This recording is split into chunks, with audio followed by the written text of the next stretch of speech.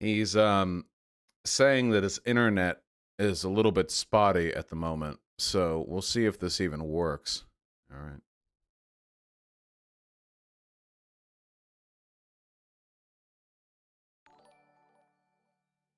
Hello? Hello. Hey. Hey, all right. You're coming in crystal clear. How you doing? Okay, very good. I guess I need to turn on my camera, which I haven't done. There we go. Never hurts. If you end up having bandwidth issues because you're transmitting video as well, then we can just cut the video feed. Because you said that you're on a hotspot right now? Yeah, I'm on a hotspot right now because apparently the power is still spotty in my area, but I don't know if it looks okay through the hotspot. Then if you could just go with that. Yeah. You look and sound good. I'm just getting it set up on my end now. Why is the internet down? Did the BLM riots tear through one of the local power boxes? As far as I know, unless the BLM riots unleashed a tropical storm, then we can just attribute it to natural factors. Well, we don't know, do we? Well, I mean, it hasn't been confirmed one way or another, so I guess it's an open question. Yeah, I'd agree. But I just got back here on Saturday, and my internet's been down since I arrived. So, gotcha. Well, I am sorry. Shows you how wonderful the infrastructure is in these parts. Yeah, you're in Jersey City, right?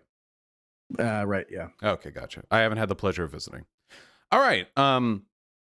First of all, do you because we got some folks watching, do you want to introduce yourself before we get into it? Sure. My name is Michael Tracey. I do journalistic stuff. I'm a journalist. But people have varying definitions of what journalism constitutes nowadays, so I don't really self-identify with that term all that much, although, it does roughly apply, I would say.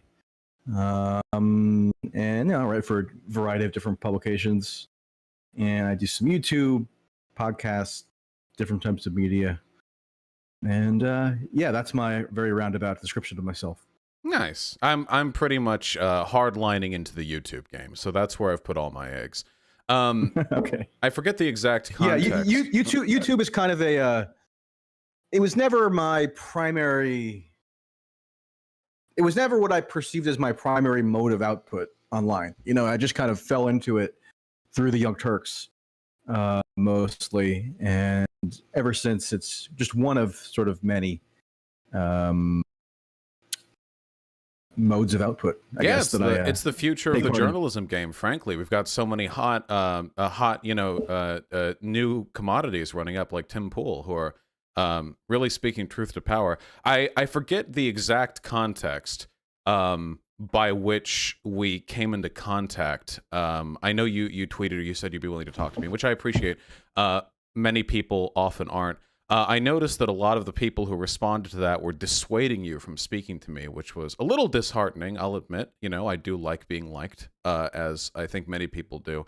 But I've actually been familiarizing myself with your content over the past couple of weeks. Obviously, I'd heard of you years prior, but getting more into it.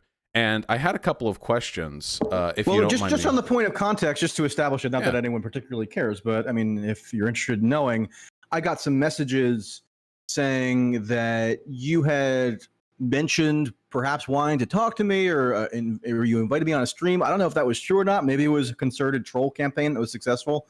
But either way, I was more than willing to talk to you or pretty much anybody within reason, and if there's a reasonable baseline of kind of good faith exchange. I may or may not have said that. That was the context. At some point, I say a lot of things, but I'm happy to be speaking to you. So what do you consider yourself politically? Like, if I had to ask you, like, how would you self-describe politically? I did an AMA on the subreddit Stupid Poll a few days ago, and I got a variation of this question because, and by the way, in terms of the responses that I got to people saying, "Oh, don't talk to Vaush," I would get that for almost anybody across the political spectrum. So that's not going to dissuade me from having a conversation, as long as, again, there's a reasonable kind of foundation of good faith upon which the conversation can be built. but in terms of how I identify myself, over time I've been less and less interested in devising for myself a firm ideological category. And that's not because I have some aversion to people who are immersed in quote unquote ideology and make that a central component of their view of the world. But I guess because my base instinct tends to be a little more journalistic in nature, I'm less inclined to proffer a comprehensive view of the world that could be distilled into a particular label than I am putting forth a critique that can be bolstered with reportage and obviously analysis. But that all said, I've been a registered Democrat my entire life. I'm still a registered Democrat. Not that party affiliation in the United States is that meaningful, but it definitely was a major part of my self-conception, definitely in my early years. And if you're in many states that still have closed primaries, you need to be registered with a particular party in order to vote in primaries. So I've always voted. If I've ever voted, it's always been for a Democrat. And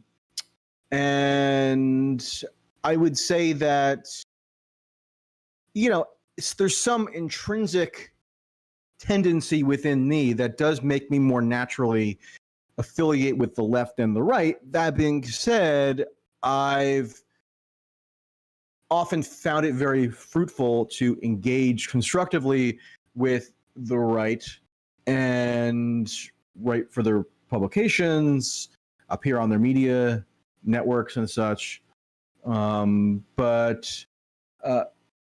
So I don't constrain myself by a particular label, and not through some false notion of centrism and both sides are equally bad and that kind of thing, but just because it's not, I find, what my animating drive is in engaging on a political level. All right, that's fair enough. I think that actually ties pretty well into what I wanted to talk about, because I've seen a lot of takes from you online. I think I disagree with about 90% of them. But sometimes when I see people who agree with you, they'll tend to place you on the left. And I've noticed that there's this new breed of, I don't know if I would call them left-leaning person, but perhaps former Democrat. And for some reason, all these people are associated with Tulsi Gabbard, and I'm going to get to that. But they're people who sort of ostensibly adopt the presumed civility of somebody who believes fundamentally in human rights equality, but then do nothing but criticize the left or Democrats, or in your case, pretty pointedly, BLM. And what it seems to work towards is sort of a broader body of literature, which is dedicated almost exclusively to bolstering conservative talking points. I've seen you say quite a few things about BLM. Most of them seem to be, at least from my perspective, pretty concerned, trolly efforts of delegitimizing the protests. I saw your happy birthday, by the way, belatedly. I saw your birthday tweet the other day. You identify as it not being your birthday, the epic helicopter joke, which Tulsi Gabbard responded to. So I guess that sort of fits in parallel there. I don't actually know what people were informing me about the epic helicopter joke. I frankly was not. It's pretty aware epic. Of that joke. Yeah, the helicopter. I'm sure it's astoundingly epic, but that was not what guided my impulse to make a very offhand joke that I was a little bit struck that people reacted so.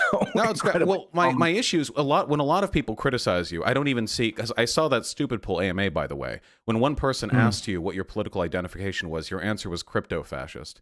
I'm not so mired in the left, so as not to recognize a joke, of course. That was a joke. Yeah. No, I know, because, I mean, crypto-fascists probably wouldn't say that. But I did think it was funny. I did laugh when I read that. Then it accomplished its goal. Oh, certainly, yeah. But unfortunately, it also accomplished another goal, which is making me wonder if there's a political motivation behind you not really assigning a political label to yourself. Which brings me to, what do you actually think of the BLM? I'm not. Hold on. I mean, I'm not. I don't purport that I'm totally free of political motivations. So if somebody can divine some trend in my commentary or reporting or what have you that is indicative of a political motivation, I'm not going to object to that on the grounds of I claim that I'm in some kind of vacuum and therefore political forces cannot possibly be evident within me. I mean, that's not what I'm saying in terms of my base instinct, you know. And so yeah, that's why I'm open. You know, I'm open to reasonable critique if you or anybody else has one. So I'll let you just. Oh yeah, wonderful. On to your question. My favorite thing. What do you think about the BLM riots generally? Because I've seen two takes from you. One of which actually got you to speak with Tucker Carlson, which was, I mean, he's one of the biggest media figures right now in the country, so that's astonishing. Essentially, well, I mean, just so you know, I've been appearing on Tucker Carlson's show intermittently since 2016. So it's not like I do, you know, hatched some kind of plot where I said, oh my God, if I do this, maybe I'll get invited onto Tucker Carlson. No, I'm not accusing you of what I occasionally do now for 4 years. Yeah, in that respect. No, I'm just curious. So how do you feel about the BLM protests? Because all I see from you on these protests is criticism.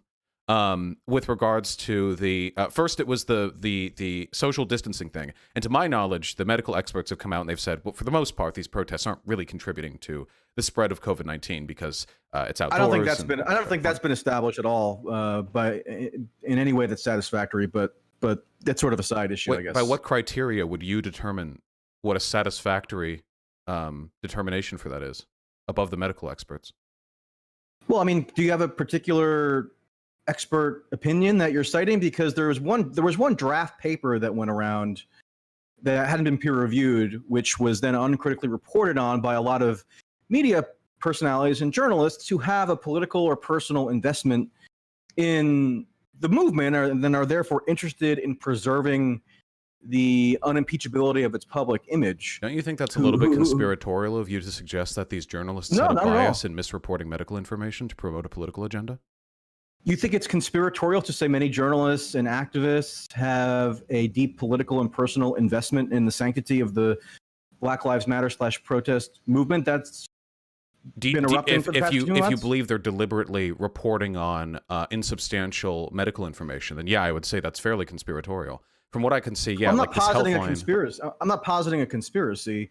I'm simply saying that if you grant that a particular journalist is very much invested in a movement such that he or she wants to safeguard the image of that movement in terms of how it's perceived in the public, then it's nothing at all conspiratorial to suggest that might lead to coverage decisions which leave blind spots or don't capture the full scope of the story. Well, I would say so the actual... For example, I mean, you're telling me that in Houston, where you had an outbreak of the virus that perfectly correlates with when you'd expect to see an outbreak in the aftermath of historically large mass gatherings.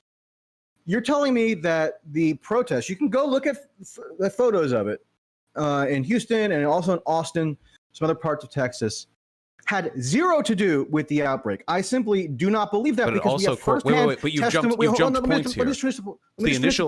Just really quickly, the initial point that you made was about the purported agenda of the journalists reporting on the medical information presented. Now you've jumped to saying that the medical information is incorrect. So right now, the medical consensus, and you can look this up right now, is that no, the protests really don't seem to be meaningfully contributing to the spread of COVID-19 because they're taking place outdoors. They tend to follow social distancing guidelines. They wear masks, and the heat also. They don't tend to follow social distancing guidelines, but that's to a greater extent than other comparable protests, yeah, such as the anti-mask protests the conservatives have been running for a while now. The issue is, I wasn't in favor of the anti-mask protests. I was scornful of those for the same reasons, although these have been taking place on a far grander scale. And according to the New York Times, this is the largest protest movement in U.S. history. So that's a little bit different in terms of the order of it. New York has had massive BLM protests, and they have tapered down on the virus thanks to incredibly good handling on the part of their state. And the Houston and the Texas ramp up in cases after the protests also perfectly corresponds to the reopening of businesses that took place in that state. Right now, I mean, what you're arguing right now is conspiracy. Like, the medical consensus on this seems to be pretty clear. So for you to continue, you argue there's a bias politically on the part of the journalists. Wait. But my argument is there's a political bias on your end, and all the people who claim that with no evidence that the BLM protests would and are massively contributing to the spread of COVID-19, because there wasn't any evidence to support that. Okay, can I respond? Yeah, just wanted to lay out that point. Well, I mean, you mentioned New York City. I would note that in mid-July, the New York City Health Department did say that there had been spikes in infections in New York City amongst age groups between in the 20 to 29 and 30 to 39 range. So, and those are tends to be the demographics that take part in protests. But I'm not, when I point to Houston and Austin, that's a tenuous link. Hold on. Well, but it's relevant. If you're going to just dismiss out of hand that the protest could have had any impact whatsoever on the prevalence of virus. What do we mean by any? Do we mean like one person across the 330 million people who live in this country? I mean, I can acknowledge that. But what people like you were saying was that social distancing was going to be ruined by these protests, that all the work we'd done shutting down the country was going to be undone by allowing these people to protest. And the data on this just has not borne out that outcome.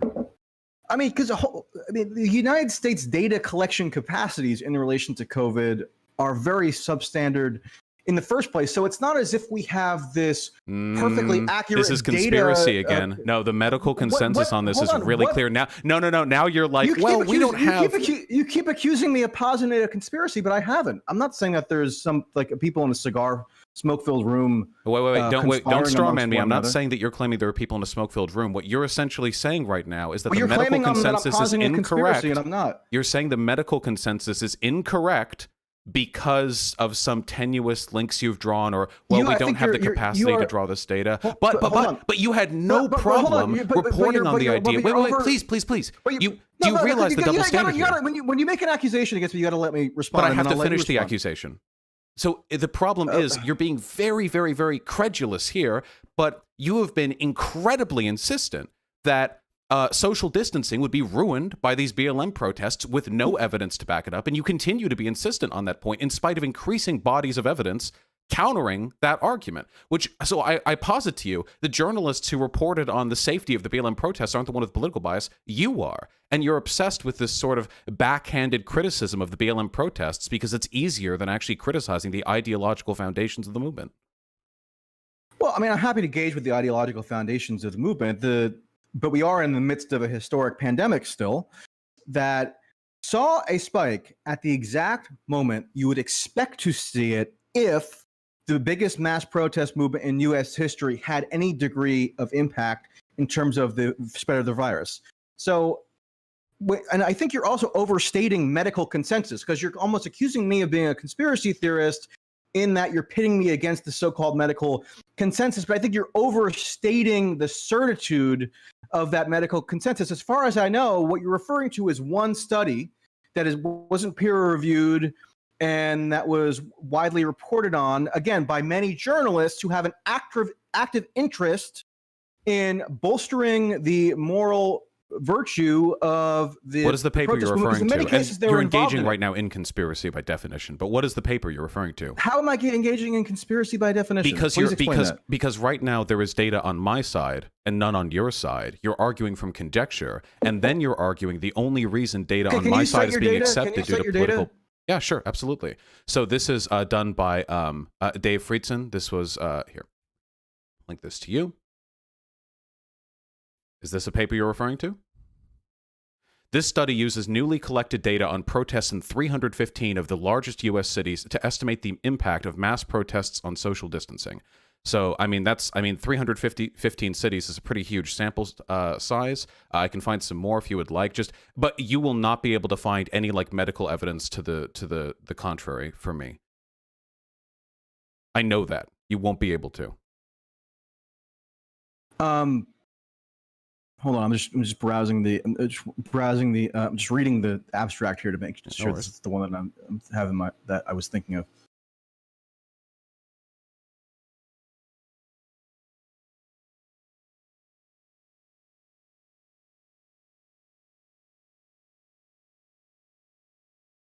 Okay, this says event study analyses provide strong evidence that net stay-at-home behavior increased following protest onset, consistent with the hypothesis that non-protest behavior was substantially affected by urban protests. This effect was not fully explained by the imposition of city curfews. Estimated effects were generally larger for persistent protests and those accompanied by media reports of violence. So this is not positing here that the protests themselves had no effect on the spread of the virus. They're analyzing the net effect of protest activity, including on non-protesting populations, which could have, in some instances, decreased the spread of the virus. So if you have, theoretically, protest activity increasing virus spread by 2%, but a decrease in normal non-protester activity diminishing virus spread by 2%, then that's an offset. That doesn't mean that protests have no effect whatsoever on virus spread. That would be an effect of the protest. Use common... Wait, that would be an effect of the protest. In disincentivizing people from carrying out normal day-to-day activity. Yes, that would be an effect of the protest. But you said that it's been concluded that the protests themselves had no or negligible effect on the spread. That is an effect, yeah. The effect that it virus. has on the general population, disincentivizing them from going outside and continuing normal day activity, that is an effect of the protests. But that's different from saying the protests themselves don't spread the virus. The protests themselves may spread the virus, but the effect of that spread could be offset by the diminishment anything may spread the virus. The effects of the protests on the virus have been negligible. That's what the data comes to the conclusion of. Through overwhelming evidence, 315 cities, over an extensive period of time. But that's not... But hold on a second. But that's not what this paper says. Yeah, it's saying that. The last line in the abstract is, we conclude that predictions of population level spikes in COVID cases from Black Lives Matter protests were too narrowly conceived because of failure to account for non-participants' behavioral responses to large gatherings. Yeah, that's an effect of the protest. But that's not an effect of the protest in the sense of the specific effect that protests had in terms of virus spread. I mean, would that decrease in people going out and doing normal day-to-day activity be there were it not for the protests? No. So it's an effect of the protest. It works. We get a historic civil rights movement, and we don't get a statistically significant increase in COVID-19. I think that's a win for all. I mean, you do support BLM conceptually, right? But we had a huge increase. Again, I want you to provide data after the protests, and when you would expect exactly. Correlation doesn't equal causation, my dude. Okay, well, I mean, you could say correlation doesn't equal causation in relation to the reopenings as well. I mean, but I'm not saying that correlation means causation. But you can identify a correlation and then analyze further whether there could be causal. And the analysis has shown there isn't. Yes. You see a correlation and then you analyze it, and the causation doesn't exist. Why are you so insistent to die on this hill? Wait. If this is an uncomfortable point for you, do you want to move to the actual ideological causation between, for example, Republican governors reopening their states arguably prematurely, which then you could argue correlated to an increase in the virus? Are you asserting a causation? I don't have to demonstrate any of this. You're pivoting right now. You're in shambles. You have no data on this. The data supports my point. I don't know why you're so insistent on dying on this hill. This is a tiny hill. I'm not dying on a hill. I mean, that's a ridiculous sort of cliche. I'm not dying on a hill. You are. This is a dead point. For example, why are you dying on the hill of saying that social distancing was honored at these protests? I went to dozens of these protests. I'm not dying. I'm not dying on the hill. Social distancing is impossible. I'm not. So, for example, why on June 1st, 2020, Michael, why are you pivoting? Michael, I don't need to prove that every BLM protest followed social distancing protocols. What I'm saying is the evidence supports the idea that the BLM protests are not contributing to a statistically significant increase in the spread of COVID-19, a point that the data overwhelmingly supports, that you seem incredibly insistent on attacking for reasons that just escape me. I think you presupposing that the data, so to say, is totally on your side do you have data on your side? Because I just provided a pretty big study. I have Anecdotal observational experiences. data as a result of 2 months of going around observing Right, you have anecdotes. protest activity. You have anecdotes. You're a journalist, well, sure, dude. because, I mean, wait, you're a journal. Do you need me to explain to you how a study is a better way of determining the outcomes of a pandemic response than your anecdotal experiences? No, I'm saying that you need a wide body of different types of data to understand phenomena in the world. That's not so you don't need any data to back up your point, but I need 2 big studies. 3? No, I mean, no, I'm not saying that you need big studies. I'm saying that, first of all, this study that you said that you cited didn't even conclude what you said it concluded. It concluded that the effects of the BLM protests were not contributing. The effects of the BLM protests are not contributing statistically significantly to the spread of COVID-19. That's incorrect. That's not what the study you just cited said. That is what the study. The people staying at home is an effect. It said that the predictions of the effect of the protests were too narrowly conceived because it didn't account for the other kinds of behavioral effects that would result as a product of mass gatherings. And the accounting of those other behavioral effects makes it so that there's no statistically significant effect. Okay, so for example, when you have municipal officials in Southern California who are Democrats, this is a pivot, and who are in favor. It's not a pivot. I'm making a point that is related to the overarching point that you're trying to hammer here. So I'm not pivoting by providing arguments. I mean, if it's an argument for a different point, but we'll see. It's not an argument for a different point. It's an argument in service of just letting you know and asking for your response to the fact that you had municipal officials in Southern California, where there was also a major outbreak beginning in June, July, attributing some degree of responsibility to that outbreak to the protests based on the data that they had. So when you're talking about this medical consensus... Okay, can you provide me that data? Sure, I'll provide it for you right now. Just give me 1 second and I'll look it up.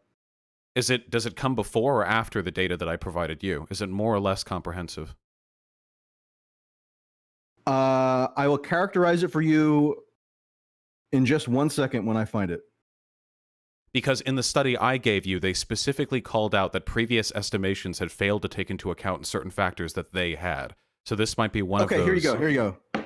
So this is from July 17th. This is in the Los Angeles Times. Okay.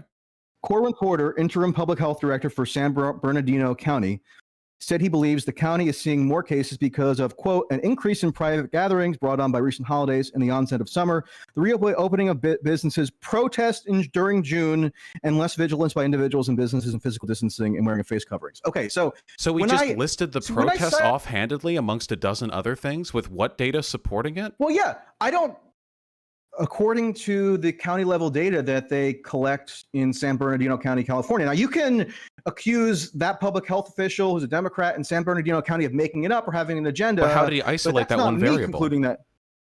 I don't know. You have to ask him. This was reported in the Los Angeles Times. Okay, wait. Did it claim that he was able to isolate the individual variables, or did he just sort of broadly gesture at a number of things that might be contributing to an uptick?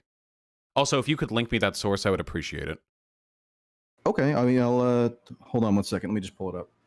I mean, I don't have his exact methodology offhand, but I do know that California has a relatively expansive contact tracing program. So I would assume that some of that draws from contact tracing results that the county health authority collects.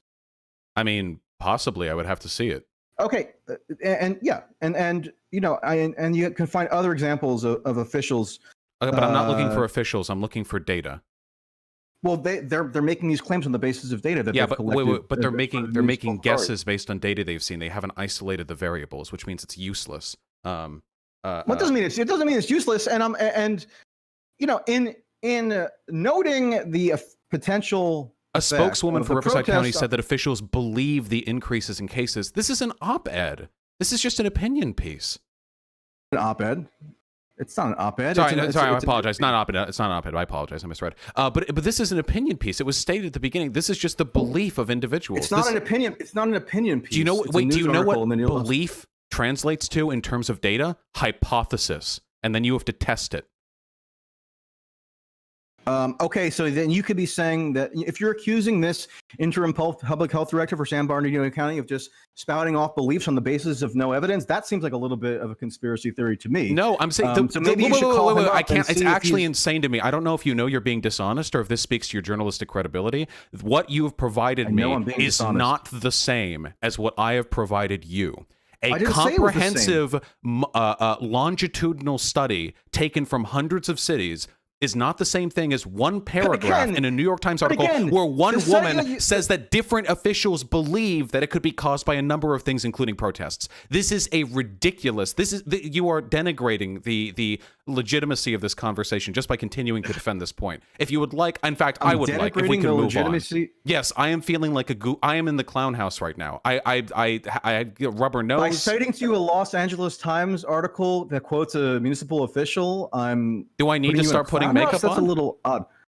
I mean, if you want, that might be amusing for the viewers. Yeah, I'm just trying to fit the food.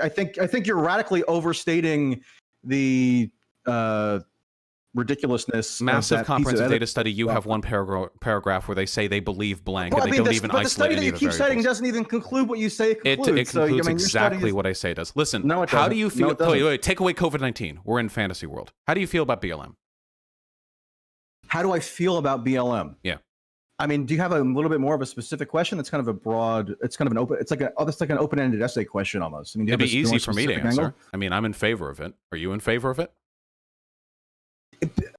In favor of it? I mean, it is a very multifaceted thing, right? So when people say that they're in favor of it, you have massive corporations saying they're in favor of it, and then you have radical activists saying they're in favor of it. I'm assuming that those two entities mean different things when they're saying what they're in favor of. Well, you're a journalist. That's why I don't find the question to be that illuminating. So that's why I asked you to maybe be a little bit more specific. Do you think the premises upon which they are protesting are valid? The idea that there is systemic injustice against black people in the United States and that what they are doing is an effective way of protesting it?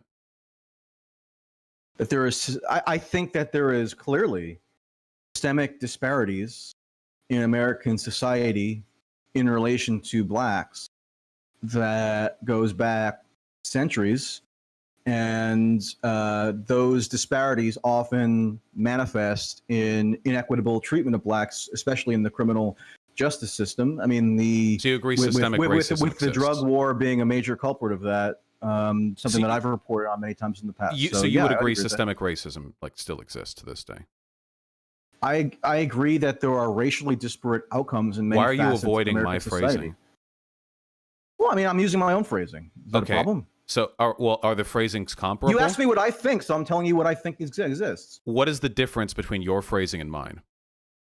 I mean, I think it's a little bit more precise. So if you're saying that there are racial disparities in American society, whether in terms of policing or educational outcomes or job opportunities, et cetera, that doesn't necessarily attribute those disparities to, for example, individualized racial animus. I mean, there could be explanations for those disparities other than consciously racist behavior. Some explanations could have to do with consciously racist behavior, but others may not. So that's why the disparities, I think, are worth noting in the way that I just laid out.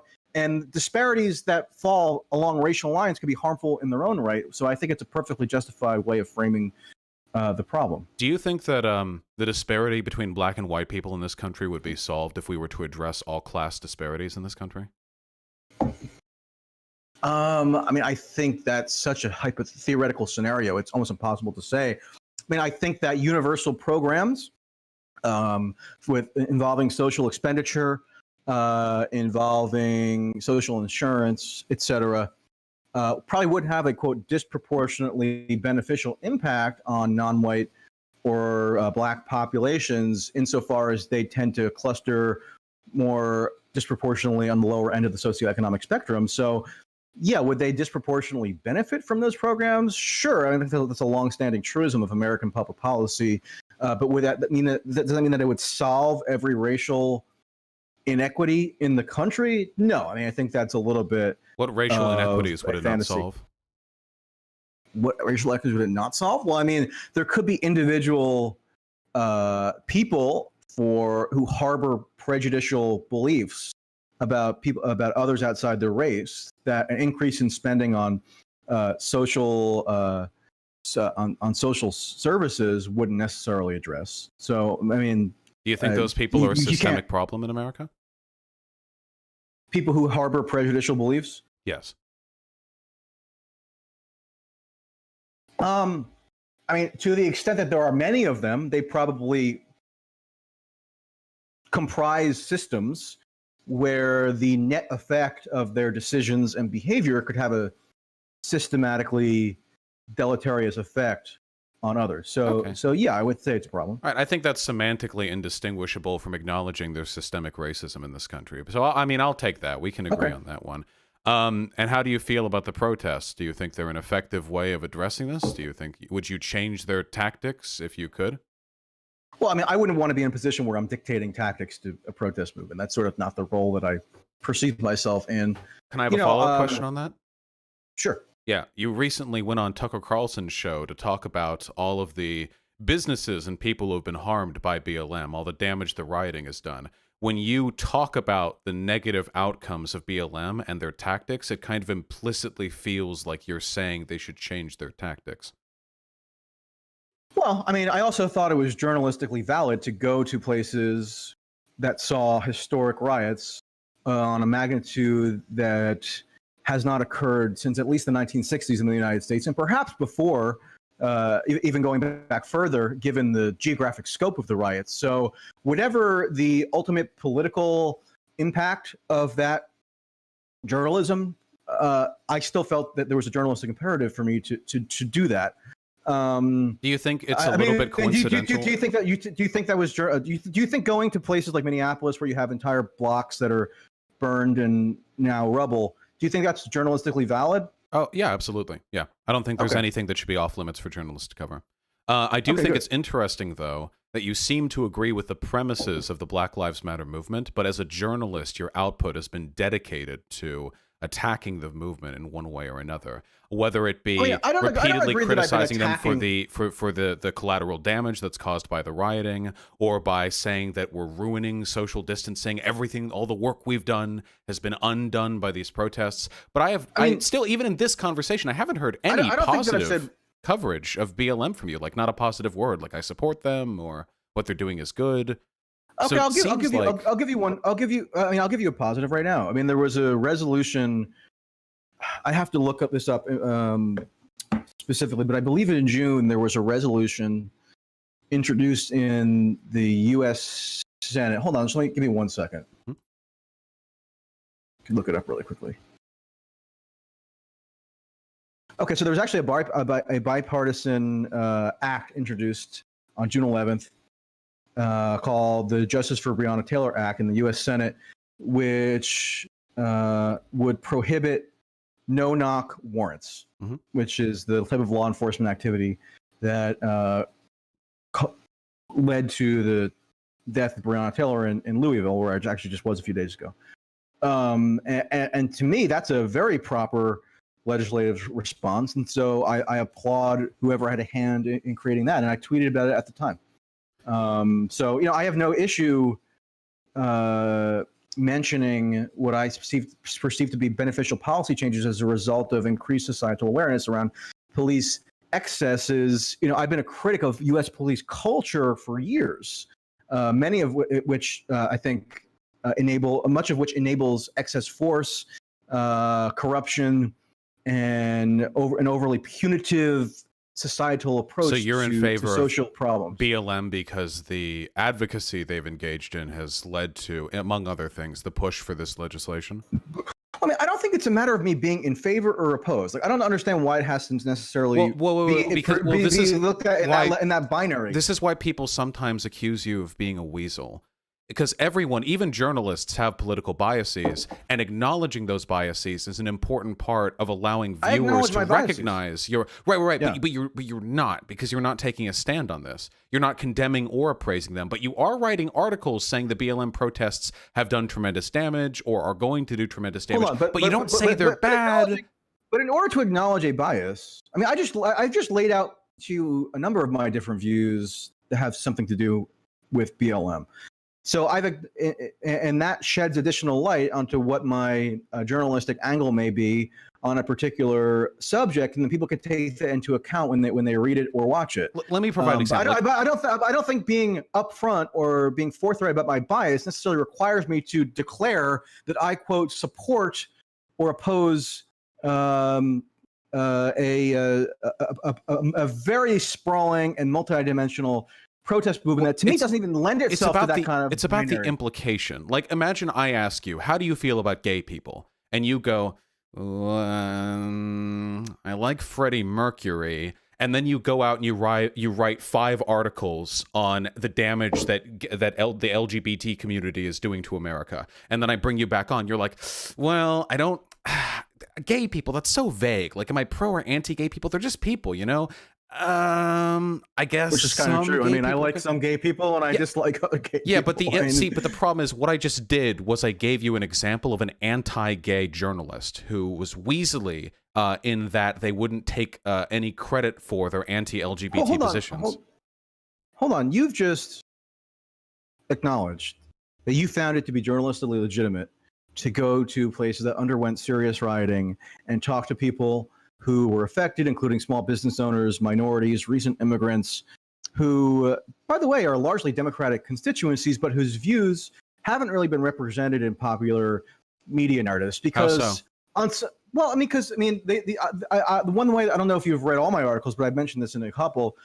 One way that I sort of characterize their political sentiments, and this I'm thinking of definitely Minneapolis, St. Paul, but also other places like Chicago, Milwaukee, Seattle, etc.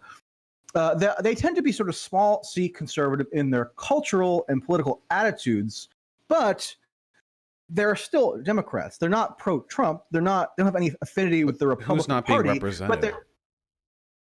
But many of the people for whom the riots / protests were experienced as a profound personal tragedy that threatened their personal safety and the safety of their children. Like, I talked to a man in Minneapolis who I just kind of came across randomly. I didn't even really purposely seek out these people, but they're just so widespread and so easy to find that they were impossible to miss, who was a Somali immigrant who, when the riots occurred, he had to deal with largely, this is according to him, this is not me, this is him, largely white, black-clad anarchists coming into his neighborhood in Minneapolis, lighting shit on fire and threatening to burn down his building that he lived in with children. Okay. And he had to go plead with them not to burn it down. So when the thing is, we're doing it again. He's not pro-Trump.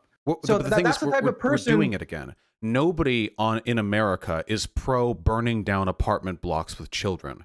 So when you say this guy's political position isn't being represented by BLM, what you're kind of implying is that BLM is pro burning down apartment blocks. I'm not implying that. Okay. I'm saying you asked me for an example of the type of person whose sentiments are not generally reflected in popular media narratives. Wait, he's anti-arson. Everyone's anti-arson.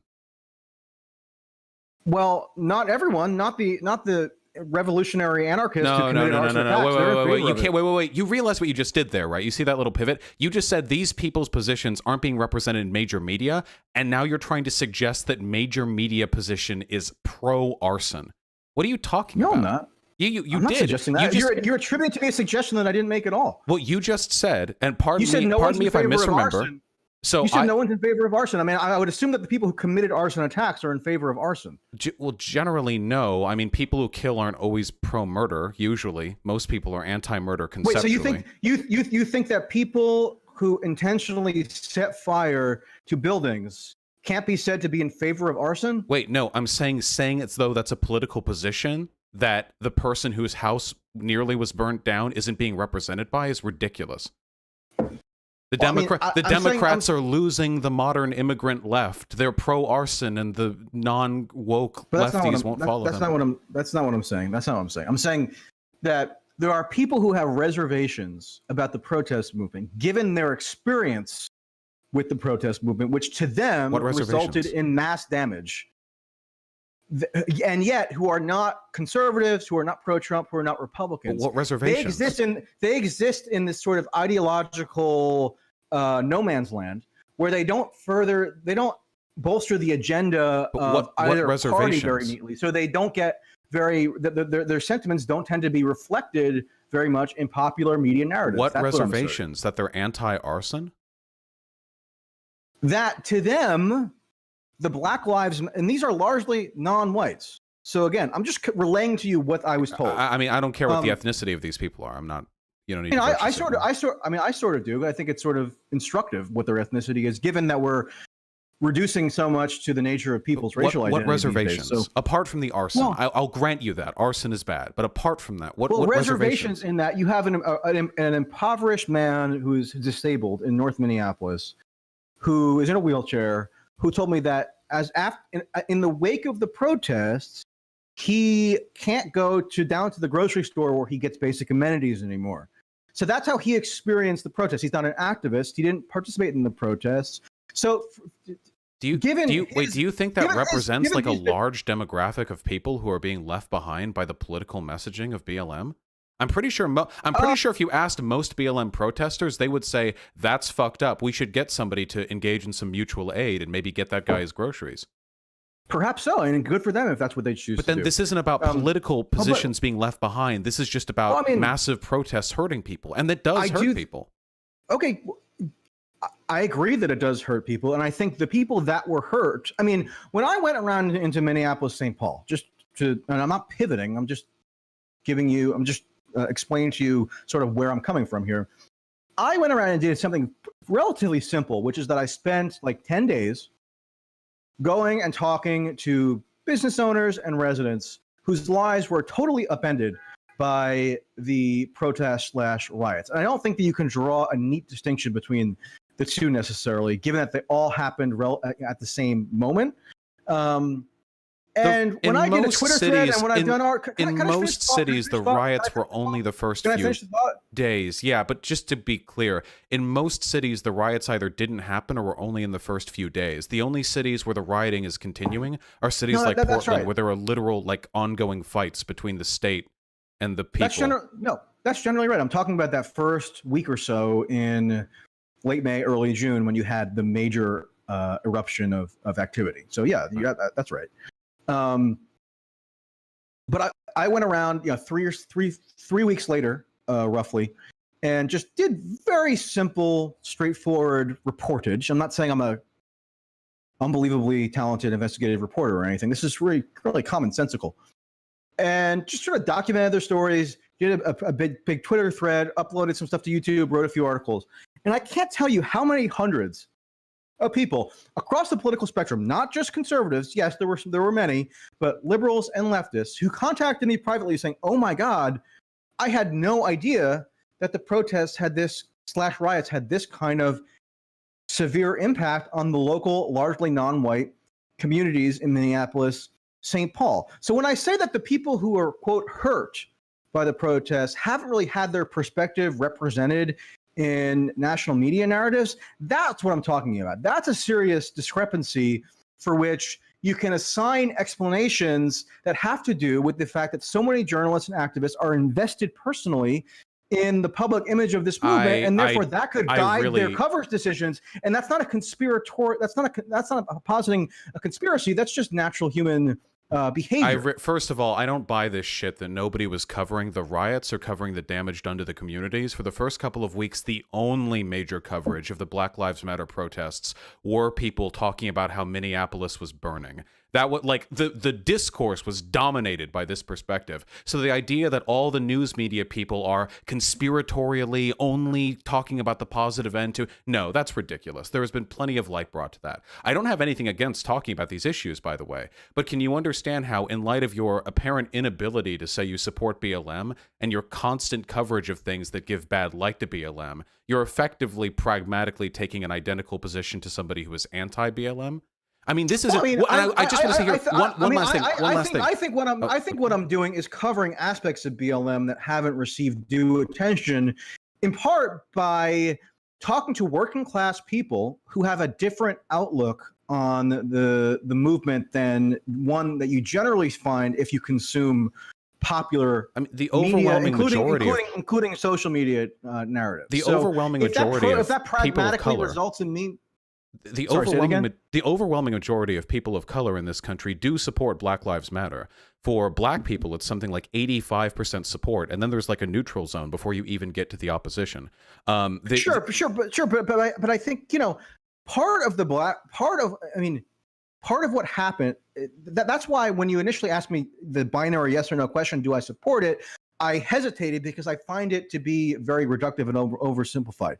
Because part of the Black Lives Matter protest movement and a main reason why it became so prominent is because of the extreme riotous activity that happened in that first week or so after the George Floyd That's what death. you got to do. Got to do what you got to do. Okay, so I mean, if you support that, fine. But I'm not going to just give you a blithe yes or no answer. Well, so you don't support things like burning down businesses and no, and not at all. But unfortunately, our news media only gives attention to protests if those protests get rowdy. It's unfortunate, but they learned the same thing back during the civil rights movement. You just said you got to do what you got to do. So what did you mean by that? What I mean by that is that our news media is literally unwilling to cover civil rights struggles unless things get feisty. That's one of the reasons why there's been so much coverage of Portland, for example, and Seattle to a lesser extent. It's not because that's where the majority of the protests are happening. The actual number of people out there in the streets of Portland are infinitesimal compared to the peaceful protesters that are walking across the rest of the country. The reason, unfortunately, is because people want to see blood, and what Martin Luther King Jr. recognized and Malcolm X recognized back during the civil rights movement is the duality of rioting and protests that brings the greatest level of attention to injustice. It's unfortunate, that doesn't mean the rioting is a good thing. I would agree with that, but if to use your phrase, you got to do what you got to do. If what you quote got to do is, for example, burn down a minority business or smash up a post office. What if it led to police reform? Wait, what if it led to police reform all across the country? Are you in favor of gotta, or do you think that's something you, quote, gotta do? I'm a utilitarian, so it would depend on the outcome. So, for example, if you burnt a few buildings... Well, I mean, given the outcomes that are evident as of today, August 10th, like, do you think you gotta do that? Well, we're only like 2 months into a historic protest. But if, for example, the damage done by the BLM protests ended up leading to police reform or to a radical restructuring of our criminal justice system, or hell, even made it more likely that Biden won over Trump, then yes, I would consider all of those things absolutely a worthwhile outcome.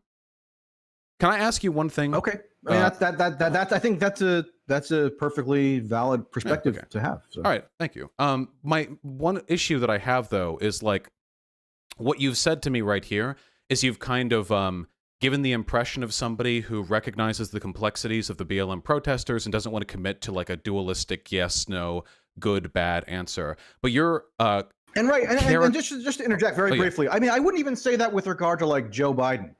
I don't even think I have to have a dualistic yes or no answer in terms of do you support Joe Biden, even if I might have a preference for Biden to win, or you can even like say the same thing of Trump or in 2016 during the election or any number of phenomena. I think it just doesn't lend itself to that kind of dualistic, that's a good word, rendering of the moral nature of the situation. My main issue is that right now you're trying to paint somebody who's not necessarily neutral, but at the very least nuanced. But the issue is you're lying to me because you've characterized BLM protesters in the past.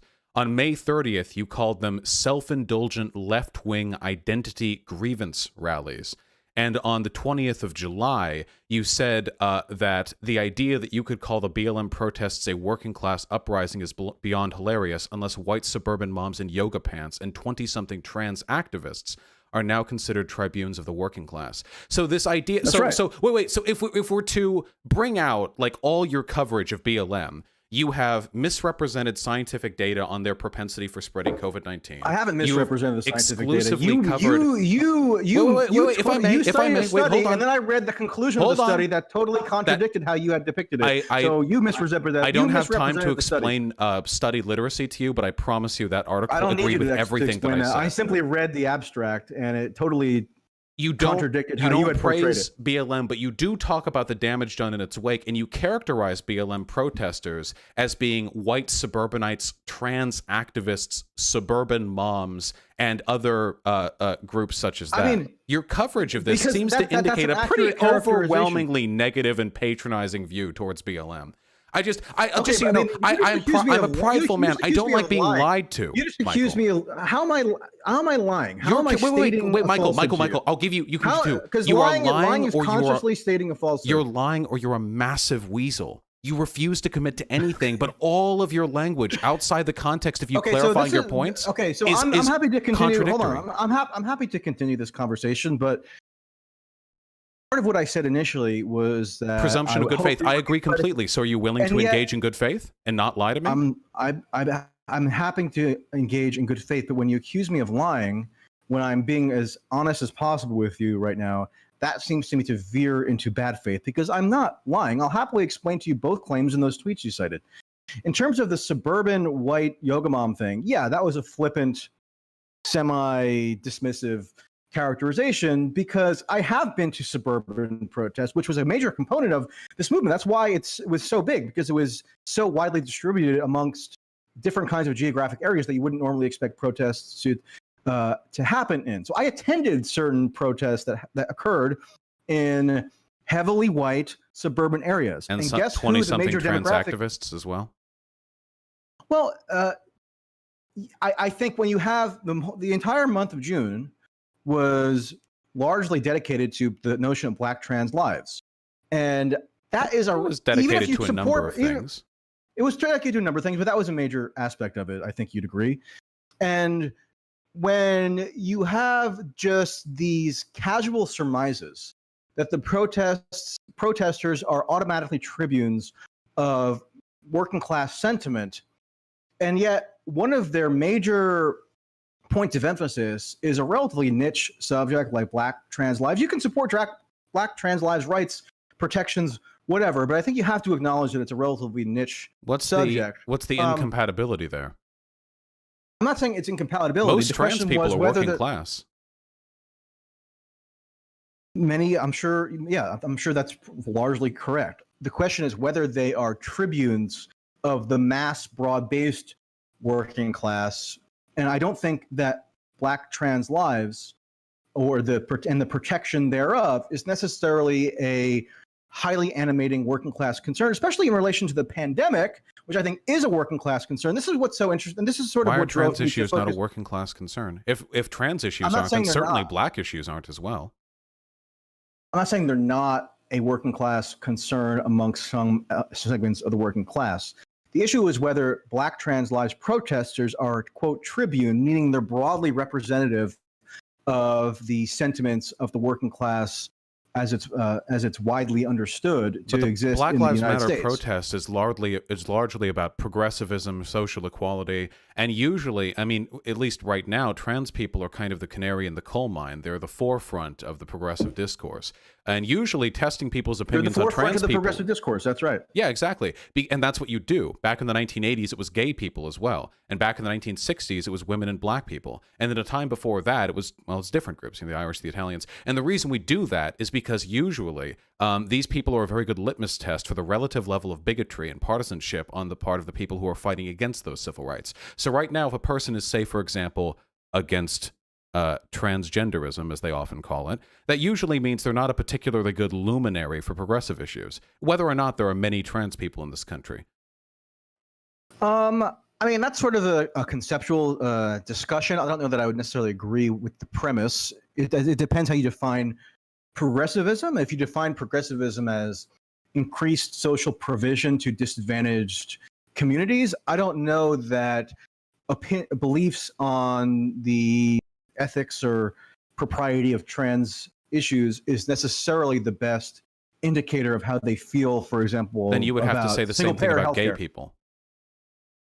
Perhaps so. I mean, I think they're sort of they're separate domains of issues. No, I would say that being a progressive pretty neatly puts you in the same ballpark of being supportive of gay and trans people. I don't know what definition of progressive would leave you outside of that. I mean, there's nothing inherent about trans issues, for example, that would necessitate you to then express support for single-payer healthcare, right? I mean, I think it's pretty progressivism isn't just supporting single-payer healthcare. It's about supporting equality amongst minority groups. I'm naming one example of an issue that is generally thought of as a benchmark of progressive sentiment in the United States. Would you agree that single-payer healthcare is one of them? One of them, but not all of them. Also, fighting back against Mike Pence and his, anti-LGBT agenda, back when he was not the vice president.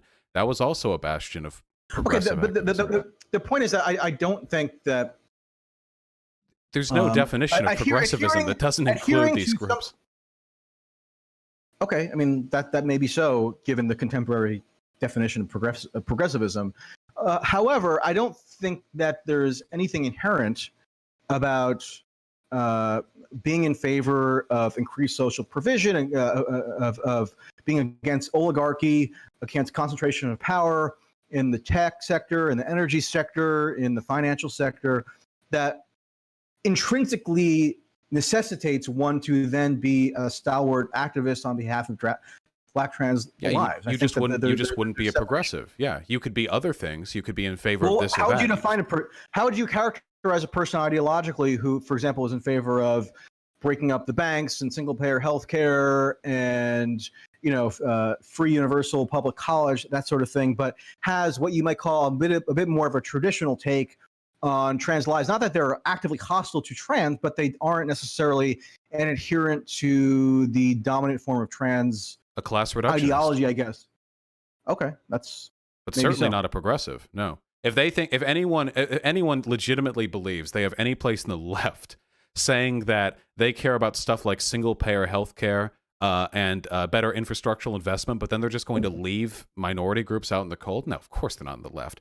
They can be interested economically in greater liberation for American citizens. Sure, fine, but certainly not a progressive. Well, I mean, leaving out in the cold, I don't think it would be fair to say that in not adhering to the dominant forms of trans ideology or activism right now, it necessarily means that you want to leave them out in the cold. We can talk about your beliefs if you like. We don't have to dance around the hypothetical. I know you're not too keen on trans ideology, as you say it. It's not that I'm keen. Okay, I mean, do you have a specific? I'll answer whatever question you have. Are trans women women? Are trans women women? If that's how they identify, then I personally, from my own personal perspective, I'd be happy to honor their requests in terms of what they would like to be perceived as by society. Sure. So you'd humor them. I would humor them. Yeah. I don't know that I would put it that way. I mean, I would respect their wishes. But would they be women? For all intents and purposes, in terms of how I treat them, yes. But that's not the same as saying they're women. That's just saying you'd treat them like women. If I treat you as a woman and I regard you as a woman, then in terms of your interactions with me, you're a woman. I don't really get the distinction. So imagine if I ask you, do you think Black people are people? And you say, well, I'll treat them like people. What do you think that would suggest about your opinions towards Black people? It would be that they're kind of not people, right? That's what you're doing right now. Dancing around the answer doesn't make your position any more nuanced. It just takes longer for me to get at your actual idea. I don't think that I'm dancing around the issue. I think I'm answering it pretty concretely. So you don't think they're women, but you'll treat them functionally like women because it's sort of greater social utility in doing so. Well, I mean, when you say that trans women are women, what do you mean exactly? Can you define that a little further, and then I'll tell you if I agree. What is a woman? I'm asking you. Oh, I mean, you're posing the question to me, so I'm asking you to sort of define your terms. Yeah, but I only need them to fit within your definition of woman. We can have different definitions, but still respect trans people and their identities. So I need your definition of what a woman is. My definition of a woman, I would think that, again, this seems to, I would more ask you to, because obviously the definition of a woman, if I have to tell you how I define a woman, then clearly it means something beyond what chromosomes you're born with. Is that what you think a woman is? No, not necessarily. Not in terms of how I deal with people in the real world. No. I mean, if a trans woman presents as a woman, then I am perfectly fine with that. I don't see how that's dancing around the issue or evading. Right, but are they posing to me, and especially if I'm asking you to define your terms here. So is Tulsi Gabbard a woman? Is Tulsi Gabbard a woman? Yeah, I mean, she presents as a woman, sure. Okay, wait. So you just answered with yes immediately. When I ask you if a trans woman is a woman, I hear 5 minutes of tap dancing. So there's obviously a difference between how, like... I don't think that there's a difference because, I mean, trans woman is a sort of a, I don't know, it's a newer category of what it means to be a woman. And, and I'm asking I don't know. if you I think fit in denigrating. that. I think denigrating people for saying I will treat everybody with respect. I will honor their preferences in terms of how they present to the world with these sort of bizarre interrogation style questions. I don't see how that advances. But I'm not. It's not a bizarre interrogation. I mean, I'm just asking like over and over the same question, and you keep not answering it in more and more creative ways. So you immediately said yes with Tulsi. I acknowledge the fact that a trans woman doesn't necessarily compile to every pre-existing understanding of what we thought woman meant 10, 20, 30, 100 years ago. This is why I asked you to define your terms rather than just kind of asking. Well, to me, a woman would be anyone who identifies as a woman, and they would be just as much a woman as anyone who identified as one and was born with XX chromosomes. If a woman is anybody who identifies as a woman, then I agree. Okay.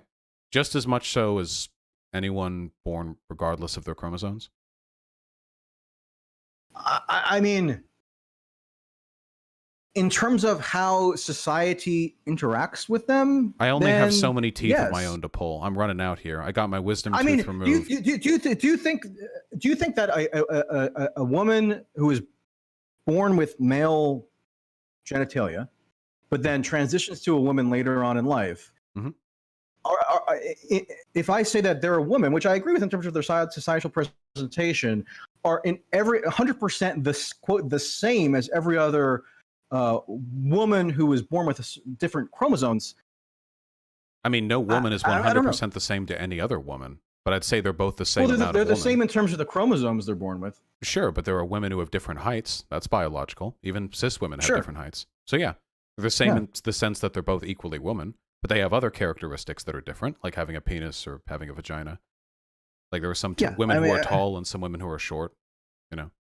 Yeah, I mean, I guess I just don't see the ultimate point of this line of inquiry here. I mean, what are you trying to elicit in me? That I have some kind of animus towards trans? I mean, I don't. I'm telling you that I would treat everybody in my personal life with the utmost of respect and honor their wishes. So, I mean, what's the ultimate point of this line of inquiry? Well, the segue kind of came from one of the tweets that you made where you referred to 20-something trans activists not being tribunes of the working class, which is an interesting position to take. And it seems, well, it depends on what you mean by tribune and working class for that matter.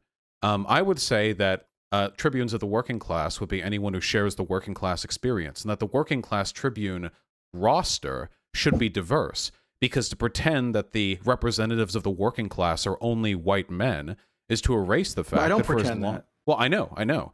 But so we should, ideally the lineup of the tribunes of the working class should be, we have, people of all shapes and colors and what have you. And that would include 20-something trans activists, because many of them are, in fact, working class. But yeah, I was just curious for your opinion on that. Sure. I mean, the point in my composing that tweet, if I'm remembering correctly, it was, I think I quote tweeted something, if I'm not mistaken, which basically, I mean, do you have it in front of you? I mean, yes, the quote you tweeted was, white people who ostensibly consider themselves to be on the left are watching a working class uprising that crosses racial lines, and they're losing their minds that they're more or less irrelevant to it. And I agree with that. I think there's an effort on the part of a lot of people to reduce working class struggle to just white men. This is usually from people who like to consider themselves left-leaning, but really just, I don't know, browse stupid poll and spend a lot of time on Twitter. The working class movement has always been multiracial in this country and in all countries. Sure. I mean, it would have to be in the United States. It's a multiracial society. I would hope so. I guess the idea is if you see a Black Trans Lives Movement protest in June, when the entire month of June was essentially devoted to this because it happened to coincide with Pride Month, right? And your immediate supposition is that 20 and 30 teenage and 20 and 30 something, largely white activists who are brandishing Black Trans Lives Matter signage and putting the concept of Black trans lives at the forefront of their progressive agenda. If your immediate takeaway from that is that these people are tribunes of the wider American I don't think working anyone. class, You brought up tribune. Nobody else said tribune. Yeah, I did bring up tribune. Yeah, so because that's sort of what was being implied. I thought. No, I think it was just saying that these are working class movements. Yeah, there aren't a lot of bourgeois getting out there and running out into the streets to protest. That's not. I think there are a lot of bourgeois getting involved in this. By bourgeois, I don't mean wealthy. Why it became so prominent. What do you mean by that? Well, I mean because for example, Ross Baraka, the mayor of Newark, New Jersey. Mm-hmm. Are you familiar with him at all? He's I've heard. Okay, he's the son of a prominent Black thinker and writer, and he's the mayor of Newark. Mm-hmm. And he recently dismissed the notion of defunding the police as a bourgeois liberal idea that has no relevance in terms of his predominantly Black city. Wait, the mayor dismissed the idea of abolishing the police as bourgeois, defunding the police as bourgeois and liberal. Yes, he did. Interesting. And I think he, and this is obviously the Black mayor, and I think he's onto something in the sense that there is a major facet of these protests that have been bourgeois and liberal, which are sort of fuzzy terms, I grant. But if you go to so many protests I've been to, you can tell that there's sort of affluent. There's a major presence of affluent liberals who have made common cause with a wide range of other interests, obviously, such as insurrection or anarchists. Then you have sort of normie Dems. You have socialists. No, I'm not saying it's bad or good. I'm just being descriptive. But I don't think that makes it a bourgeois movement. I think there is a bourgeois component to it. Otherwise, you wouldn't have some. I mean, if the movement wasn't at least in some sense conducive to bourgeois liberal interests, do you think you would have had so many massive corporations rush to proclaim their solidarity with it if they felt it to be a threat to them? Am I a socialist? Yeah, you're using bourgeois. I'm not. I wasn't under the impression you were a socialist. Oh, I thought. Well, because it's. I don't think you need to be a socialist in order to use the term bourgeois. I mean, you can have a class. I agree. I'm just curious. And didn't you bring up that word initially? Yeah, because I am a socialist. I'm. Okay, so I'm happy to use your terminology then. Okay, fine. Just curious. So you were saying, I don't want to seem like I'm evading your question. I don't identify as a socialist. If I were to identify with something, it would be more, ecumenical left something. Not where I don't, in terms of where I would be happy to be a member of a coalition that was socialist dominated, for example. But in terms of my individual self-conception, so I don't self-identify as a socialist. All right, that's fine.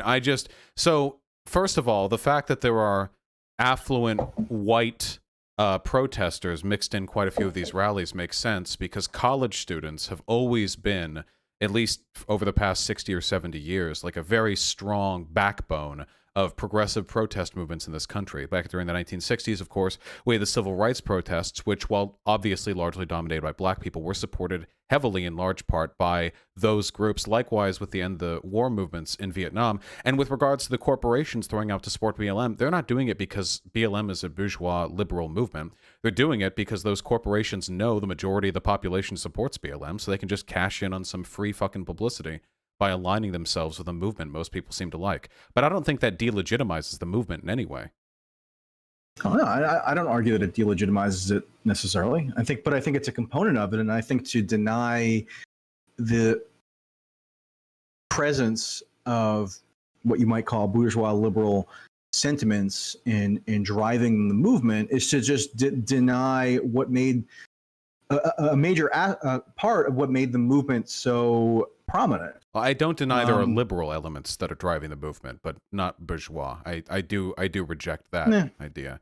But of course, most of those people are liberals. Most Americans are liberals. I think it's arguable. Sure.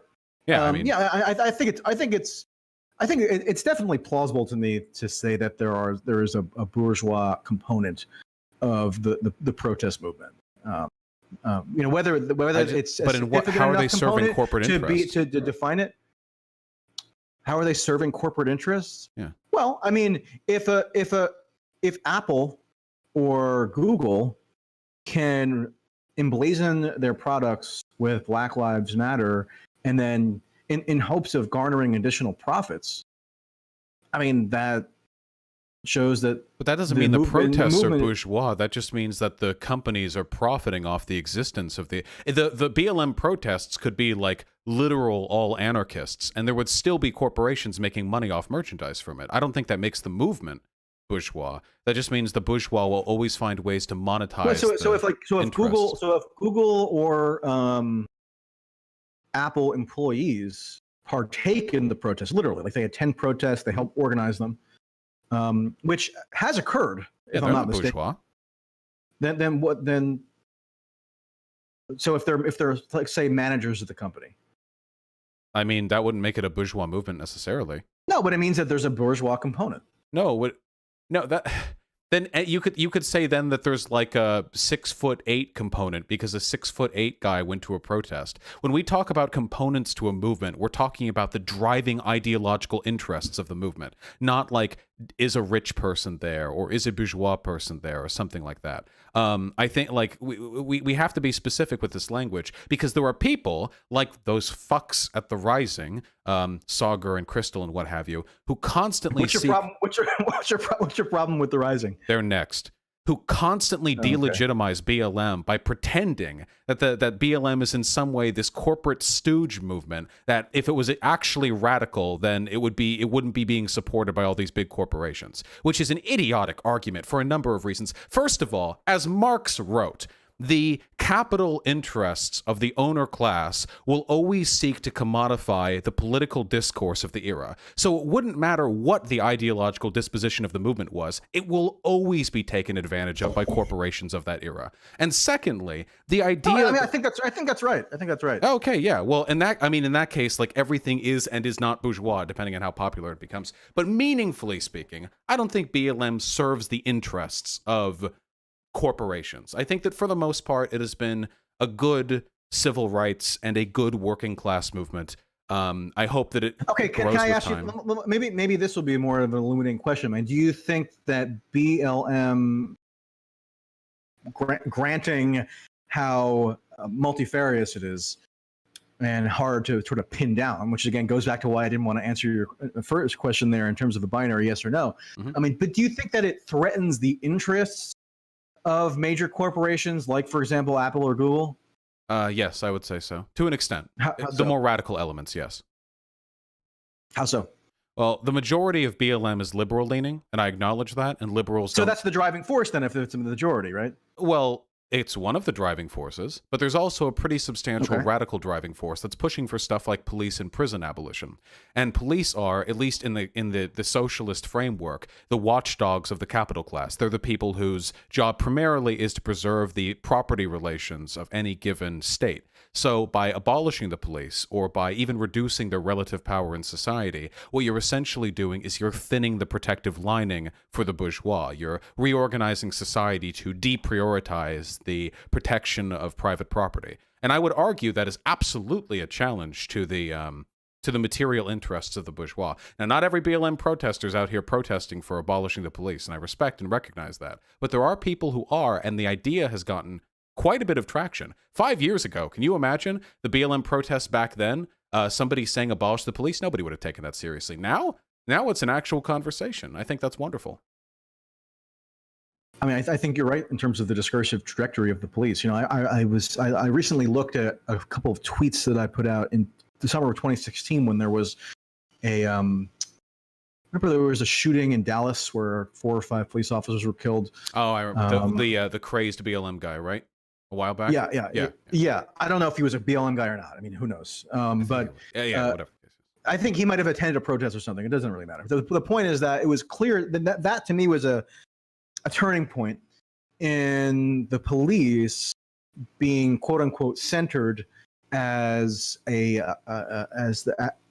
as the main driver of culture war animosities in the United States, having supplanted things like gay marriage or even to some extent abortion. And so, yeah, I mean, I think that it has become so prominent is definitely something that's notable and should be theorized out. I'm just sort of, which to say, I largely agree with what you just laid out there. I don't know that I think it's important to recognize the moving parts within the movement, because yes, I mean, I have spoken to people who have a defund the police sign, and I asked them what they mean by that, and they say abolish the police. Whereas you'll have others who say, oh, defund the police means just take some of the money we allocate to police in the municipal budget and give it to social workers. It's probably the most realistic, immediate solution, I'd say.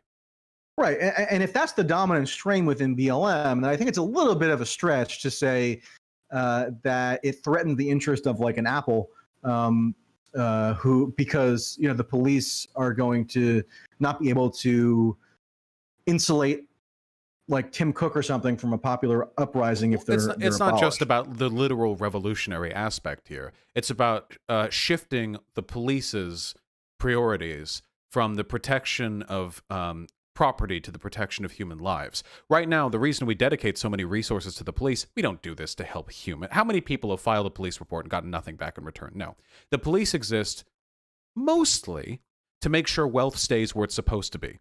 And deprioritizing that, I think, is an essential step in aligning people's material interests more solidly against those of the bourgeois. But whatever the case may be, it's a very gradual process. I don't think the movement has like bourgeois tendencies. Liberal tendencies I'll acknowledge, but frankly, there's nothing inherently radical about arguing that we live in a society that has been beset by systemic racism since its inception, and something needs to be done about it. So if the liberals want to have their fun fixing racism, then God bless them. And I'll be out there in the street with them too, as much as liberal discourse often impedes leftist activism. I'd say that's a pretty good track they've set themselves on.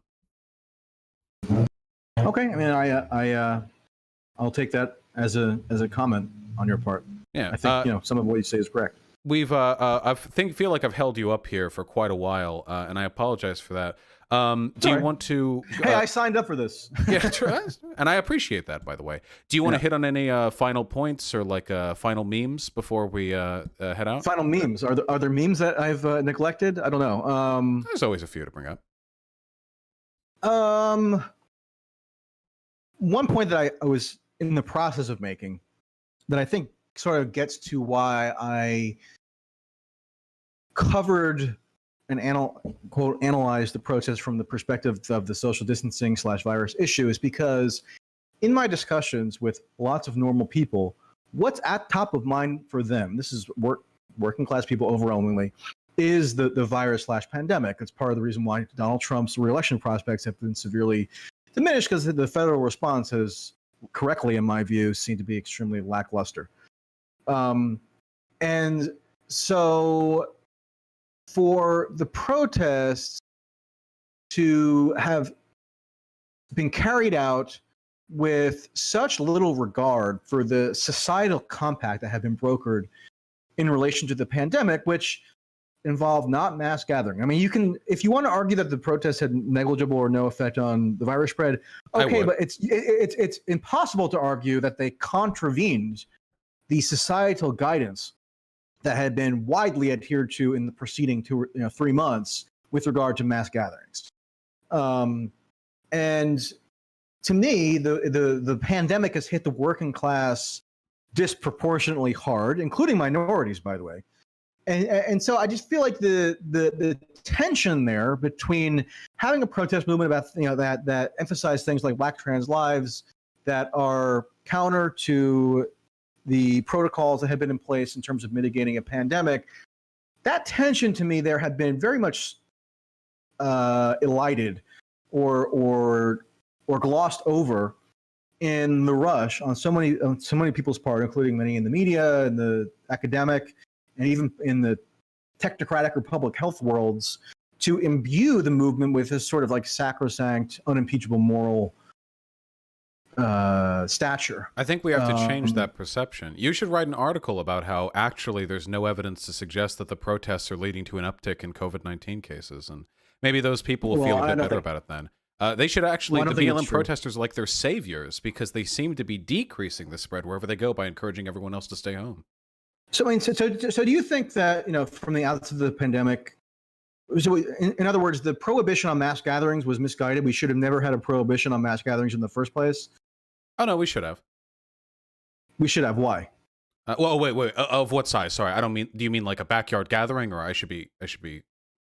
Let's say 50 or 100 or more people. Yeah, like canceling concerts and stuff like that. Yeah, I think that's fine. Yeah, concerts, conventions, big meetups, that kind of stuff. Yeah, I think it's fine to cancel those. And for what reason? Like, why is it good to cancel them? Well, many of those things are indoors, which exponentially let's say multiplies the likelihood. Let's say like a music festival that's outdoors or something. Oh, because there's a decent chance of a greater degree of COVID-19 contraction in that area. Okay, and that same logic couldn't be applied to protests. How? It's the same logic. Because there's a difference between a music concert and an unprecedented civil rights uprising. Not in terms of their propensity to spread the virus. I mean, you might feel that one has far more moral purchase than the other, which is valid, but not in terms. I mean, the virus has no regard for the rightness or wrongness of the cause that you're protests advocating. also encourage other people to stay at home because they don't want to get bricked. So that seems to have a net neutral effect. I mean, because if you have like a concert, no one else's days and commutes are being affected by that concert, except for the people getting stuff in traffic on the way there, I suppose. But when it comes to BLM protests, people don't go outside. They want to stay safe, so they don't go and, I don't know, go to the glory hole town or wherever the fuck they were doing to contract COVID-19 that they didn't get to go to because of the protests. Okay, I mean, and just to kind of finish off that point, I was trying to mention something about Houston and Austin earlier, just in terms of the chronology of the virus spread there. And I don't, for a minute, deny that there are a multitude of factors which probably contributed to the virus spread, one of which was a premature reopening largely undertaken by Republican governors, and just sort of individual aversion, especially in the South and West, to mask wearing, which I think thankfully now has subsided somewhat. The lackluster federal response, as I mentioned, Trump's refusal to wear a mask really in public at all until relatively recently. So many factors there. But I think to deny that the protest could have been one factor among many is almost delusional. I mean, I would almost feel it was more honest if people said, hey, this may have contributed to virus spread, but nonetheless, we support it. At least then we're on strongest argument in your favor is that footing. The strongest argument in your favor is that there's no data for or against the BLM protests contributing to the increase in COVID-19 spread in Texas during that time. That's the strongest argument. The counter argument I could make is that I have California, data. There is data. Well, no.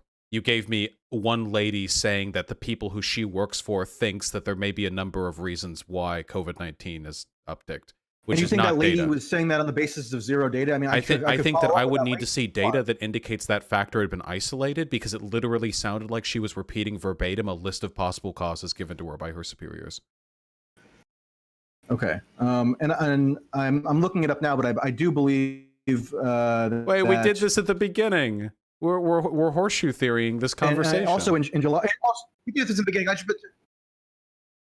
And also, just for the record, though, I mean, Eric Garcetti, the mayor of Los Angeles, did say that he believed that there was a connection between the virus outbreak and protests, and he expressed that belief on the basis of data. I believe he's a giant cuck, and I want to see that data, because he's probably wrong. Okay. There are a lot of people out there who don't know how to read data properly. Okay. And was there an additional point that I had wanted to make? No, I think that's probably about it. But this is but I guess all that is to say that my emphasis on this wasn't to attack BLM. Like earlier, you kind of characterized my posture toward BLM as just to simply quote attack. I don't know if you're going to move me on this one.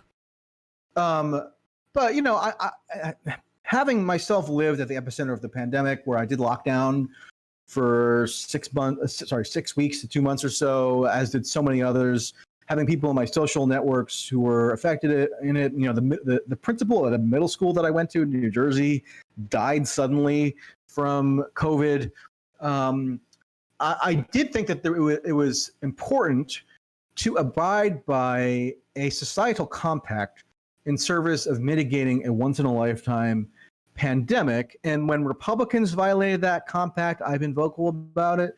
And when the left, you know, violated, in some sense, the compact, I think it's also necessary to be vocal about it, or at least be honest about it in terms of the trade-offs, which was not forthcoming, I found, much of the time. Sure, so that was sort of my perspective. Of BLM has just exclusively been in the service of right-leaning perspectives. Like, I'm a consequentialist. I don't actually care what's going up in your skull. It doesn't matter to me, nor should you care what's going on in my skull.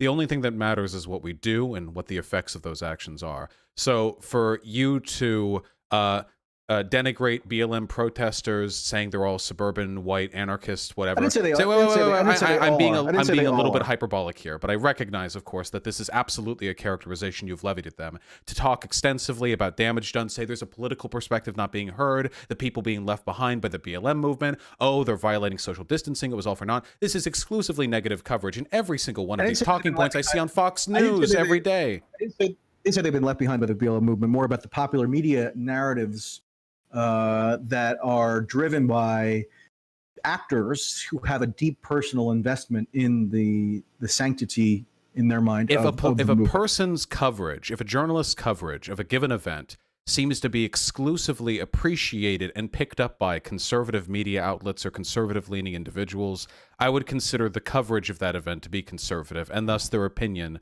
on that event to be conservative. So it's conservative not because there's inherently anything ideologically conservative about it, but because of those who engage with it. Because because there are people who are too cowardly to take a deliberate stance on an issue and actually flesh out their points. So instead, they'll just gesture endlessly at their political position by complaining or criticizing incessantly one side of the aisle. You're accusing me of being cowardly? Well, I called you a weasel earlier, but I thought it would be good to mix up the term a little. Yeah, 100%. Yeah, absolutely. You're calling me a coward. Yeah. Yes. Yeah. Of course. So all you do is criticize BLM. That's all you do. So doing a stream with you for nearly 2 hours, where I take all your questions and answer them to the best of my ability, still means that I'm. Well, I mean, I've gone on a roller coaster before. I was shit scared the whole time, but I made it through. No, I'm not saying you're a coward in the sense that your bowels quiver at the thought of arguing with people. I'm saying that these positions are undeniably in the service of a conservative agenda, but you don't take ownership of that. You act as though you're just ambivalently, I just happen to exclusively cover this in ways that denigrate the BLM movement. You know? I mean, I don't really agree. It's like a Tim Pool kind of thing, you know? Do you think Tim Pool's a liberal? I don't know. How does he? I honestly don't follow Tim Pool that closely. How does he identify himself? He calls himself a liberal, but everything out of his mouth is like a far right talking point. So, I mean, I'm genuinely telling you that I'm not familiar enough with his beliefs to say one way or another. You're better off than me in that respect. Then don't go down. But I kind of reject the premise that seeking out minorities whose lives were upended and radically harmed by, roughly speaking, this protest / riot movement is inherently conservative. Like, I would love it if leftists. It's not just the coverage; it's the totality of your coverage. Would engage more fulsomely with the actual effects of the protest movement that they champion with such unambiguous fervor. I mean, I think if you want to champion something, that's fine, but I think you should acknowledge and accept the full scope of what has transpired. I agree, but in the context of your work, it paints a picture. Again, I return to my previous example, and if we can't agree on this, we'll never will. If I ask a person, how do you feel about gay people? And they go, well, I like this one gay guy, and I like brunch, and then they go and write like 8 articles on the damage done by the LGBT movement and how gay ideology is corrupting our children and blah, blah, blah. And then they run back. Like, this person, brunch is gay, guys. Sorry, my chat's confused. Brunch is a gay meal. This person... Really? even if they do not, there's nothing wrong with that. No, that's new information for me. There's nothing wrong with that. That brunch had a sexual orientation. Yeah. This person, even if they never committed to saying they dislike gay people or they're anti-LGBT, this person is giving off, in every practical sense, an identical consequential outcome to somebody who is anti-LGBT. And that's the position that I get from you on BLM. Your coverage is exclusively negative. When I ask you even what you like about it, you were incredibly tenuous, like one policy position, but you won't even praise the people who protested to make that position politically viable. But you'll go on Fox News to talk about the damage done by the protests. Well, I'll go virtually anywhere within reason. I'm with you right now. So, I mean, I don't know. I feel like it's kind of tendentious to say, oh, you're on Fox News. I mean, what I said on Fox News on that Tucker appearance last week was exactly what I've said on left-wing media. So, yeah. I mean, the venue, I feel, should not be so prominent in terms of... Well, the fact that Tucker Carlson was very keen on your take and would presumably have been keen on any of your other takes on BLM is the point, because Tucker Carlson is a conservative. It's not just that you went on there. It's that your points serve right-wing positions and right-wing talking points, and not left-wing positions and left-wing talking points. Well, I mean, there's nothing wrong with you being a conservative. Like, if you would just say, or like, I don't like BLM, that's fine. Like, my only issue here is the perceived ambiguity of your position, when I don't think it's very ambiguous at all. Okay, I mean, I've tried to unambiguously lay out my position to you while still rejecting this idea that in order to be transparent, I have to say I like or dislike BLM. I've given you aspects of it that I like and aspects of it that maybe I find less savory, let's say. Especially if I having walked around and seen the results of it in a lot of places, like, for example, no, it's I know, I'm sure there are pernicious anecdotes. I appreciate your time. I think calling them anecdotes is a little bit spurious. I mean, they're widespread enough to not be just mere anecdotes. I mean, you should go, if you're interested, go to Minneapolis, St. Paul, and it's still anecdote. I mean, data requires protection against selection bias. So unless it has that, it's by definition anecdotes. Oh, I mean, how do you do journalism without anecdotes? I mean, if you you can't. I'm just saying I'm presently uninterested in them. Okay. But I don't deny I'm interested in talking to people, and if that gets dismissed as anecdotes, then so be it. But I still think talking to people who are generally underrepresented in media narratives is worthwhile. I don't disagree with that. You can just paint any political point by finding someone. I could find like a black Confederate who would argue that racism doesn't exist, and easily, actually, going on YouTube, they seem to be pretty common. But this is a criticism I've gotten often, that I cherry picked a lot of these examples. And I'm not levying. I don't know. Okay, but the point is, I mean, a black Confederate is a extreme minority in terms of opinion. They're like 30% of the fucking YouTube conservatives I see these days. Jesus Christ. Are they? Okay. They're all over the fucking place because they love the turncoats. Conservatives, like, hey, we got a black guy to say racism isn't real, you know? They love that shit. Okay. It's them rock hard. Maybe so, but I'm trying to just relay to you as honestly as I possibly can that the opinions expressed by non-white residents of some of these places that were affected by riots are almost ubiquitous. I mean, you really do not have to cherry pick whatsoever. I mean, and that's why I sort of bristle when it gets cast as just anecdotes. I mean, it was almost universal in terms of the. Well, yeah, of course, someone whose business has been burnt down by a protest is going to have a negative view on that protest. But I bet you, if I walked around the country for long enough, I could find more black Confederates than you could find people whose businesses were burnt down by BLM riots. Well, then we'll see what's anecdotal. Not in Minneapolis, St. Paul. Oh, maybe not just in that city. Got to give me a little bit more time to walk around. Okay, I mean, Chicago, Milwaukee, Seattle. I don't know. Maybe Chicago's got a lot of people in it. I don't know if I'd bet much on that from your end. That's a lot of wacky people in Chicago. I'm just saying you can come to a lot of positions. I would bet you on that. I'll take you to the west side or south side of Chicago, and we can walk down the blocks and blocks and blocks of places that were boarded up. All right. As long as we stay 6 feet apart, okay? Yes, exactly. All right. I appreciate you coming on. All right. Did you want to make a quick Tulsi point? I thought you referenced that earlier. Oh God. I just I just hate Tulsi Gabbard. I feel like the proximity to Tulsi Gabbard from any Like, because you political hold on, commentator. because you said something like people who you find disreputable are somehow associated with her, or something to that effect. Yeah, there's like a very sorry, Shoehead. There's a very specific like type of, I don't know if they're Democrats really. There's like, they tend to vote. Sorry, I didn't pick up what you said. Sorry, what? Shoehead, a friend of mine who Okay, likes Tulsi because gotcha. she's hot. No, it's like Jimmy Dore, or what's that woman's name? Kim Iverson. There are these political commentators who seem to be both of whom I know. Both of whom I know. I'm sorry. Who seem to be No, it's okay. I don't.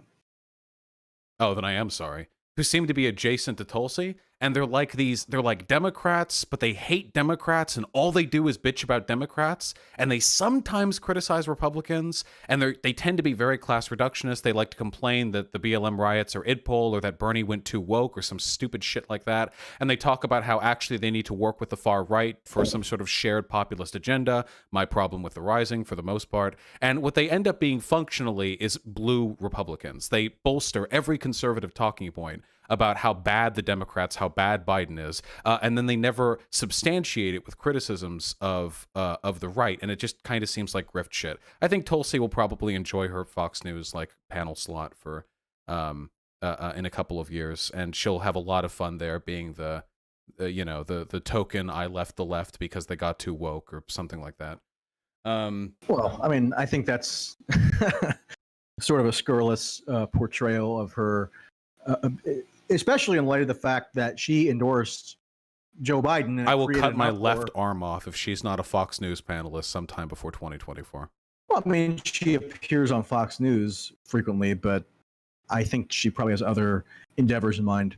But yeah, I mean, I think there's in terms of the kind of constellation of figures associated in some rough sense with Tulsi, there is something to that, but there's also some irony there because, I mean, Tulsi did endorse Biden, just as she said she would, even though she was cast as some kind of right-wing Trojan horse or something, despite being a Democrat for her entire life, despite being a member of the Progressive Caucus in the House of Representatives. I will admit, I was surprised when she did that. I was expecting her to not endorse anyone. I was legitimately surprised when she. And the fact that you were surprised is indicative of how commonplace it was to totally distort her motives and her worldview, because she said all along in very plain English that she was going to support the eventual Democratic nominee. I want to be clear, she was subject to a fairly vicious campaign of mischaracterization and smears, I would say, which is why some people were surprised by something that she said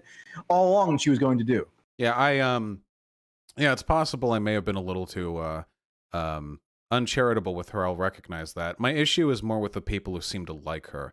Jimmy Dore is a fucking lunatic. Kim Iverson recently had a discussion with a contemporary of mine called Destiny, in which she laid out essentially every position that makes me want to kill myself. It was kind of like I actually had to break.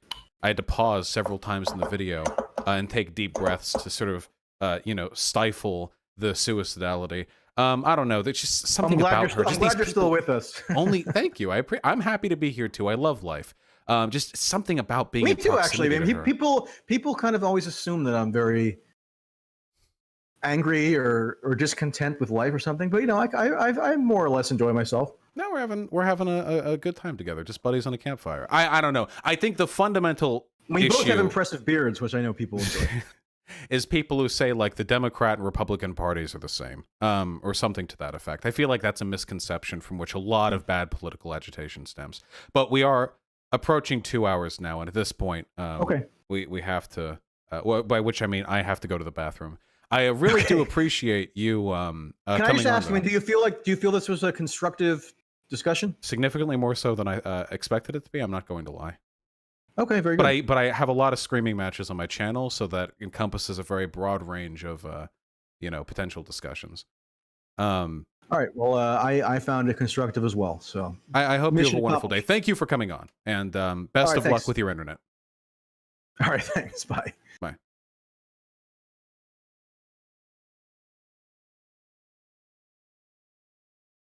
All right. There we go. I think I held that up pretty well.